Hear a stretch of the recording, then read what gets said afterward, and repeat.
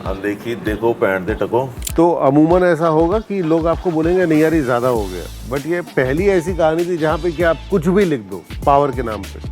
पहले सीजन में ये बहुत ईमानदारी से मैं बात कहूँगा कि स्क्रीन प्ले में भी जिस तरीके के पावर का एक तरीके से वर्णन किया गया था, वैसी जो है अपनी असल जिंदगी में मैंने कभी सोची नहीं। अरे भाई पापा जी को सजा मिलेगी, पर कहानी खत्म तो होने दो। कहानी खत्म होते होते वो भी हो जाएगा। अभी कहानी नहीं खत्म हुई है। हाँ। इस बार बवाल पापा जी के साथ हो रहा है। बहुत सा पापा जी का बहुत सारा एक पास्ट भी आने वाला है जिसके अभी कोई किसी को बना। पापा जी इस बार बहुत परेशान होने वाले हैं। सोनी वाले प्राइवेट जेट ना खरीदवा दे इन दोनों को, तब तक ये शो चलता रहेगा। हाँ।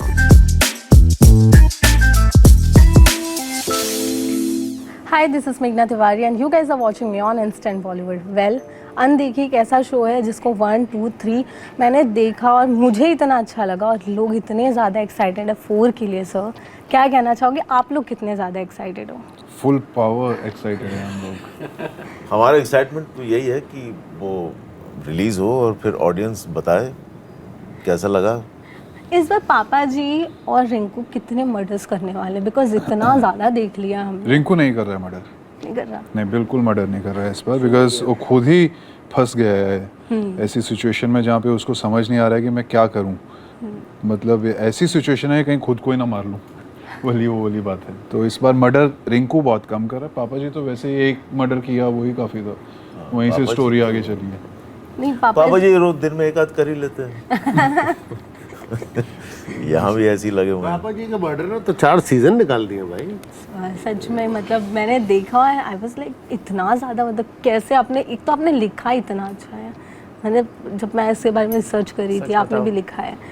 नहीं, एक कहानी थी जिसके बारे में कि अखबार में भी छपा था और उसके बाद व्हाट्सएप पे जो है इसके वीडियो भी बहुत समय घूमे थे। I have seen the actual footage जहाँ पर कि लड़की के सर पे गोली मार दी गई और उसके बाद उसको टांग से पकड़ के जब खींच के ले जा रहे थे तो खून की इतनी मोटी एक लकीर जो है वो उस हॉल में बनती हुई चली गई थी। तो अब इस एक छोटे से प्रमाइस के ऊपर जो है पूरा का पूरा शो खड़ा किया गया था प्रेमिस पे। और ये चीज़ तो थी कि लिखते हुए पहले सीज़न में ये बहुत ईमानदारी से मैं बात कहूँगा कि स्क्रीन प्ले में भी जिस तरीके के पावर का एक तरीके से वर्णन किया गया था, वो वैसी जो है अपनी असल ज़िंदगी में मैंने कभी सोची नहीं है। सो मज़ेदार तो बड़ा था क्योंकि आपके पास एक तरीके से पासपोर्ट था कुछ भी लिख देने का। आप किसी भी कैरेक्टर के मतलब डायलॉग्स को जितना मर्जी चाहे विभत्स बना सकते हो और उसके बाद भी वो लिमिट्स के अंदर ही रहेगा। मतलब कुछ एक चीज़ें जो कि फर्स्ट सीज़न में पापा जी के मुंह से निकलती हैं या फिर कुछ एक चीज़ें जो कि इसका सूर्या का कैरेक्टर करता है रिंकू का, वो आप जो है ना असल ज़िंदगी में या फिर किसी सीन में अगर आप लिखना भी चाहो तो अमूमन ऐसा होगा कि लोग आपको बोलेंगे नहीं यार ये ज़्यादा हो गया, बट ये पहली ऐसी कहानी थी जहाँ पे कि आप कुछ भी लिख दो पावर के नाम पे और वो ज़्यादा हो ही नहीं रहा है, because that is the kind of power this family enjoys. And उसके बन जाने के बाद, उसके रिलीज़ हो जाने के बाद जो है इस बात का एहसास हुआ कि नहीं यार ये कुछ तो है जो कि अलग हम लोगों ने लिखा है। This was probably the first show based on original script that Applause had produced at that time. This is what I was given to understand कि कहीं adaptation नहीं, कुछ नहीं, एक कहानी जो कि लोगों ने हिंदुस्तान में बैठ के सोची लिखी और वो बनाई गई। सर जैसे आपने मेंशन किया कि आपने एक आर्टिकल देखा, वीडियोस देखा, बट इन रियल लाइफ बहुत सारे ऐसे इंसिडेंट हुए हैं रियल में भी। तो जब आप ऐसे चीज़ें सुनते हो तो लाइक आप क्या फील करते हो वहाँ पे कि ये कैसे कर सकते हैं लोग? नहीं यार देखो, एक पता है ऑब्वियसली सब बुरा फील करते हैं। पहले तो वो आर्टिकल मैंने भी देखा था, लेकिन इसका डायलॉग्स मैंने लिखे हैं, स्क्रीन प्ले और कहानी जो है वो सिद्धार्थ सिंह गुप्ता का हाथ है उसमें पूरी तरीके से। तो जाहिर है जब आप इस तरीके की चीज़ें देखिए, हमने डॉक्यूमेंट्री तो नहीं बनाई उसके ऊपर, हमने एक OTT का शो बनाया एंड एक कहानी जो कि कहीं पे एक इंसिडेंट कहीं पे घटित हुआ, हम भी उसको उसके लॉजिकल एंड पे तो नहीं लेके गए ना, वरना क्या होता है कि भाई जिसके हाथ से भी गोली चली थी तो कायदे से तो पहले सीजन के एंड में हमें पापा जी को जो है या तो पुलिस के हवाले करवा के और फांसी पर टंगवा देना चाहिए था। नहीं, आपकी कहानी जो है अब वो उस फैमिली की कहानी बन चुकी है जिसके प्रधान उसने जो फैमिली मेंबर है उससे एक कत्ल हुआ है। तो yeah we also saw an opportunity to make a story out of this and we made you know a show on it. वो क्या फीलिंग होती है, ऑब्वियसली बुरी फीलिंग होती है यार, किसी का कत्ल तो ऐसा तो बहुत कम होता है ना कि आपको लगे कि यार एक कमाल ही हो गया, क्या करना चाहिए, ये गलत बात है, ऐसे लोगों को सजा मिलनी चाहिए, सब होगा, लेकिन अभी कहानी खत्म नहीं हुई ना, होने तो दीजिए। मुझे पहले सीजन में क्यों मारना है?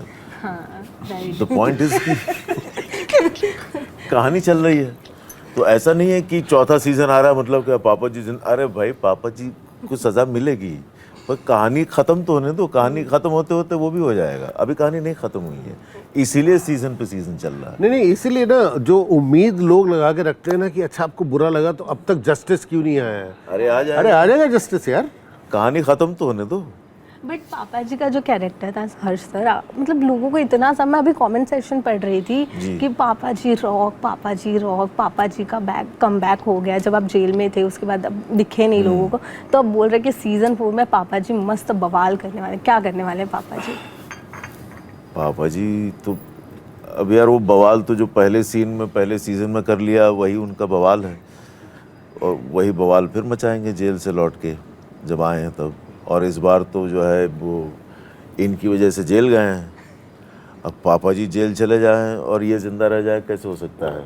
अरे मेरा भाई इस बार भी पढ़ने का मारा है बस, और क्या।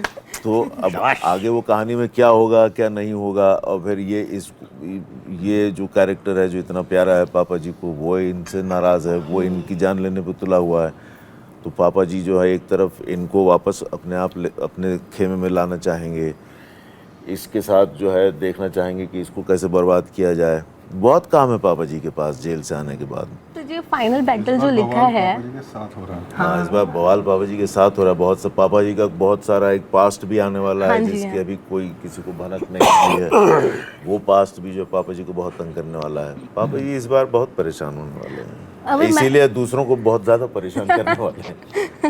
पर ये फाइनल बैटल लिखने के बाद लोग बहुत ज्यादा ऐसे दुखी भी है कि ये खत्म होने वाला है। नहीं, उसकी फिक्र ना करें। फाइनल बैटल मतलब ये कि अभी जहाँ रिश्ते पहुंचे हैं उनका क्या होगा। वो देखो पापा जी वर्सेस ना फाइनल बैटल, तो उन रिश्तों का जो अब तक जो कहानी बनी है और इसमें चीज़ें कहाँ तक पहुंची हैं, जो बहुत आगे पहुंच गई कि वो बेटा ही कह रहा है बाप को मार दूंगा, बाप कह रहा है कि भाई को मार दूंगा, भाई कह रहा है कि किसी को नहीं छोड़ूंगा, तो उन सब का क्या होगा।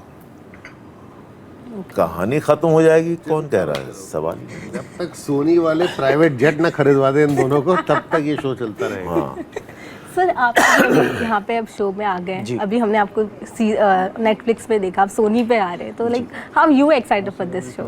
It's a very good franchise to be a part of. Different show है, मतलब ज़्यादातर शोज़ में गुड बैड इविल सब चलते हैं, यहाँ पे गुड का कोई लेना देना नहीं है, या ग्रे है या बैड है या इविल है। ये शो वैसा है, उसका टेक्सचर वैसा है।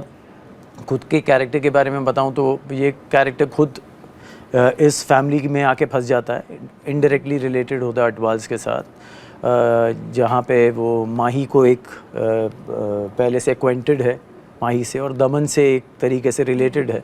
तो वो कैसे जब वो मुसीबत में आता है, तो ये दो पार्टीज़ जो गुड बने हुए हैं, रिंकू और माही का और पापा जी और दमन का, तो कहाँ वो उन दोनों के बीच में जाके फंस जाता है, और वो इससे एडवांटेज उठाना चाहते हैं, और ये खुद उससे बाहर निकलना चाहता है या इनसे लड़ना चाहता है। ये इस कैरेक्टर की कहानी है। तो ये इन दोनों के बैटल के बीच में ये जाके फंस जाता है इंसान।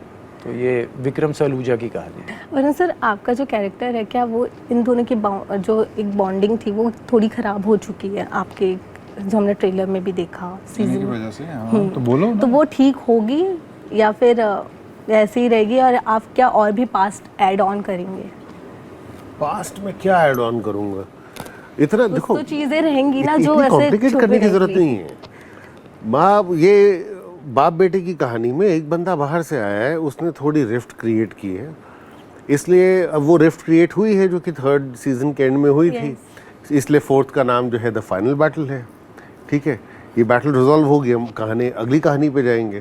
तो कोई तो चाहिए था रिफ्ट क्रिएट करने के लिए, वो इस बार मैं हूँ। उतना सिंपल। और ओके, मेरे पास एक गेम है, मैं आपको कुछ फोटोज दिखाऊंगी और आप लोग को बताना है कि ये कौन से सेलिब्रिटी हैं।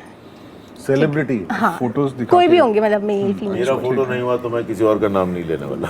ये बताइए कौन। देवानंद राज कपूर। ये तो राज कपूर। अच्छा, एक ही का लेना है, मुझे लगा वो मर्ज किया हुआ है। दिखाया नहीं, वो भी मैं नाम आपको ले रहे एक हो। एक दिखाऊंगी। हाँ, तो राज कपूर, चलो ठीक है। अभी आप ये इनसे कह रहा था सिंपल, कॉम्प्लिकेट ना करो, तो इतना कॉम्प्लिकेट ना करो। अरे मैंने मल्टीपल चॉइस आंसर दे दिए, जो वाला पसंद आए रख लो। राज कपूर की ही शक्ल दिखाई है उन्होंने। आगे बढ़ो, आगे। ओके, हाँ लगता है अमिताभ ये बच्चन पुराने वाले। आगे बढ़ो, टाइम नहीं अपने पास, तुमको घर भी जाना है भाई। ओके, ये क्या दिखा रही हो तुम? धर्मपा जी, आगे। ये धर्मपा जी हैं, और कौन है?